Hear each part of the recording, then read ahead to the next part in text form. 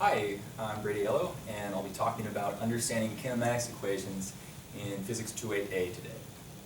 On your page 23 of your book, there are a list of equations, and they might just look like a bunch of gobbledygook, which is, you just plug in numbers and just go ahead. But I wanted to talk about why we have them and how they're useful. And in the next few videos, I'll be showing you how to use them. But this is what they are. And if you forget them, you can come up with them yourself. They're actually not very hard to come up with.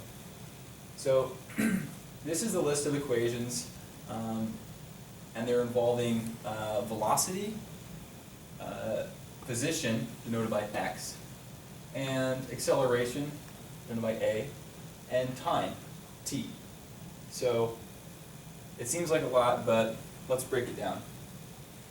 Now, velocity is, of course, a speed with a direction.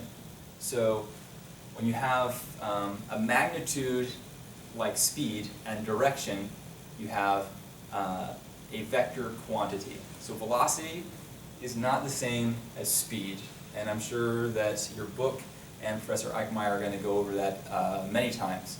But that's something to keep in mind for future reference. Sometimes you'll see velocity denoted with a little arrow over the top of it like that. Sometimes it'll be just like that, or maybe it'll be a full-on arrow, something like that. And this just says that this is a vector quantity. It says that it has a magnitude and a direction. The arrow means it's a direction, so it is a vector quantity. If I'm going 20 miles per hour, that's a speed.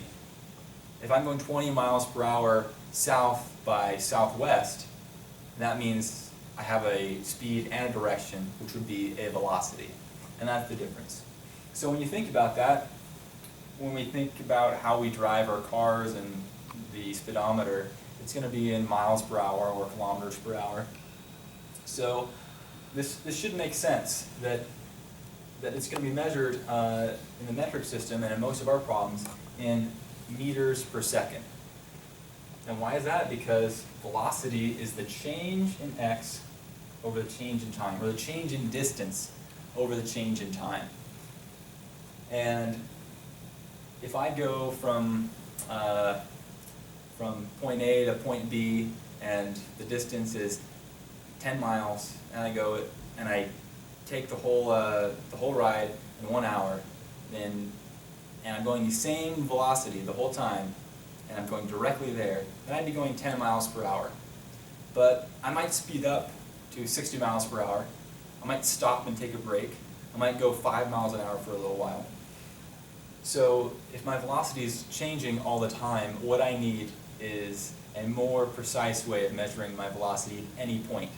And that's why we have the little portion, the d, dx, dt. So any little change in distance over time will, if I have a position versus time graph, I want to find this slope, that little change in velocity, or that little change in position over time is going to be my velocity at any moment. And so dx dt is going to be measured, of course, in meters per second in most cases. With our car, it's going to be miles per hour. But your units should always make sense. So we see that these really do make sense.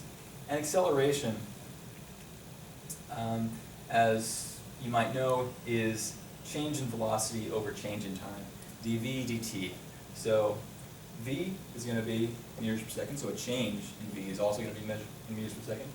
And the dt is going to be in seconds as well. So meters per second, and sometimes we denote that meters per second squared. So if I want to go backwards, I need to integrate.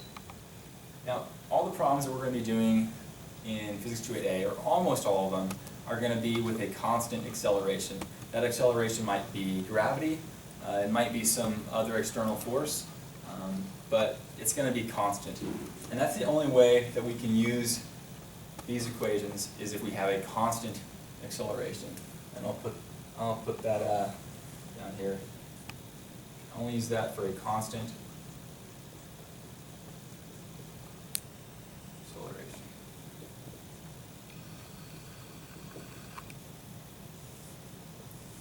That's really important, but for this class, it shouldn't be too bad because everything, or almost everything, is going to be a constant acceleration. So, how do we get all these things? This just looks like a mess that someone just pulled out of a hat. And so let's go backwards. We have a constant acceleration, and we know that that acceleration equals dv dt. What can we do? Well, we know that if we have this, what we can do is we can undo this, right, with an integral sign. So this guy would be v. So the integral, or the integration of acceleration is going to be equal to velocity. So let's start with some acceleration equation that's equal to a constant. In most of your cases, it's going to be gravity, but it might be something else. So we'll call the constant a, and we'll integrate to get this. So the velocity function is going to be the integral of a of t dt. And since a is a constant, it's just the integral of a.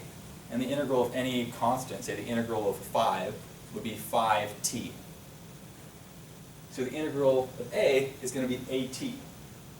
But we need some initial condition as well, as your calculus teacher has probably hounded you numerous times about putting on the plus c as an initial condition.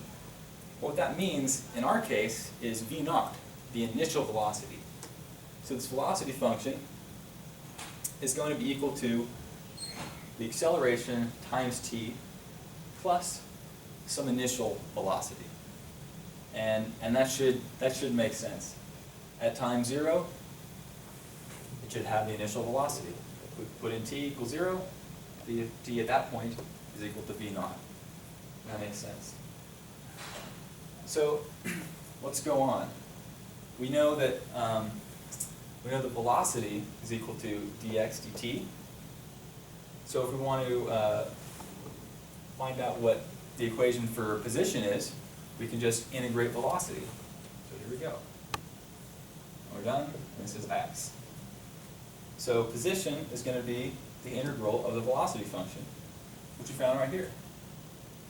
So x of t is the integral of v of t dt, which equals the integral of a times t plus v naught dt. So the integral of at is going to be 1/2 at squared, right?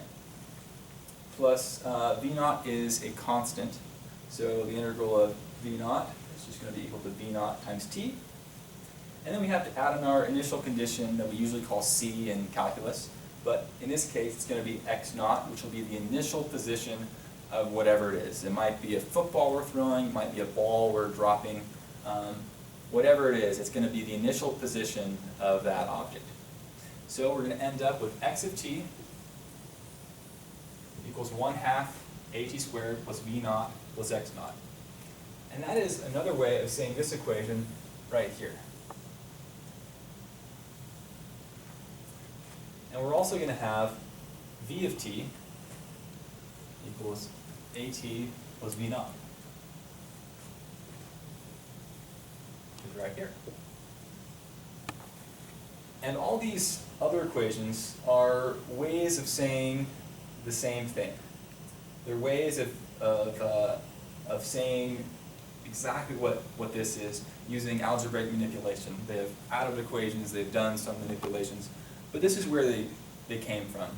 It comes from a simple understanding that velocity is the change in position over time, acceleration is the change in velocity over time, and assuming that we have a constant acceleration.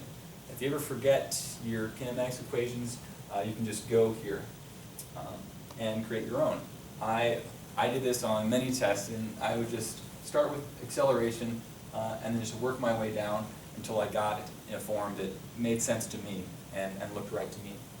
So one thing to note as well is that these equations are always given to you on the test, but it's always good to have them in your head and ready to go. And if you're doing homework and you need to use these, put them right in the margin of your notebook, maybe at the very front page, so you can reference them. Once again, they're on page 23. They're going to be super useful, and they're going to come up a lot. So if you're doing the homework and you're keeping up, you're probably just going to memorize most of them de facto. But anyways, that's where we get these kinematics equations, and in the next upcoming videos I'll show you how to use them.